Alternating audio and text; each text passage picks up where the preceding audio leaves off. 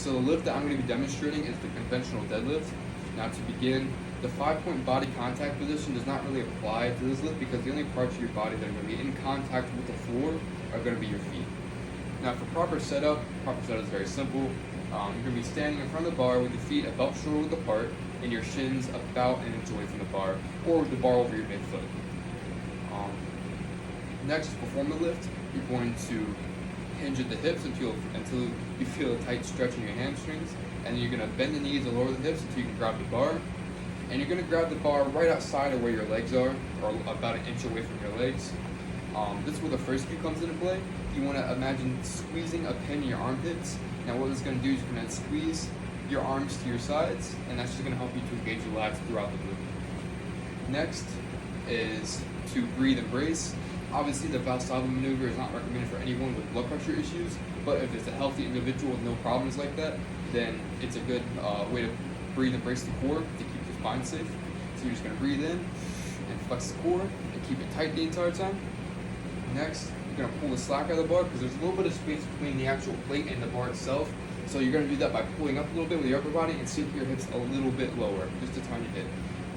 It's not much slack in the bar, but pulling the slack out is going to help you get a more efficient pull. Next is when my next favorite cue comes in. You're just going to leg press the earth away. That just means the first part of this movement, you're just using your legs, driving your feet through the floor until the bar gets to your knees. Now, once the bar gets to your knees, that's where the next best cue comes in, and it's going to be to imagining a band tied around your hips, pulling them back. That's going to help you to, once the bar is here at your knees, extend the hips and flex the glutes. Once the glutes are flexed, the bar is locked out. You don't need to hyperextend. Just imagining a band pulling your hips back helps you to really squeeze your glutes and lock out the bar efficiently.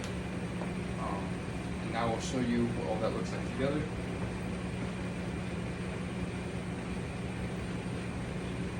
Shins about an inch away from the bar, feet about shoulder width apart. We're going to bend down.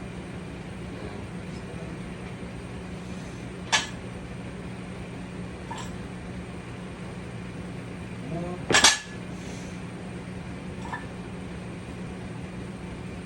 And just like that. And just remember, when you're going back down to lower the bar, it's the same thing, just opposite. You're going to first hinge at the hips until you feel a tight stretch, and then drop the knees and the hips to lower the bar. And also just remember to keep your spine neutral as possible throughout the entire movement. You don't want too much flexion. And that's it.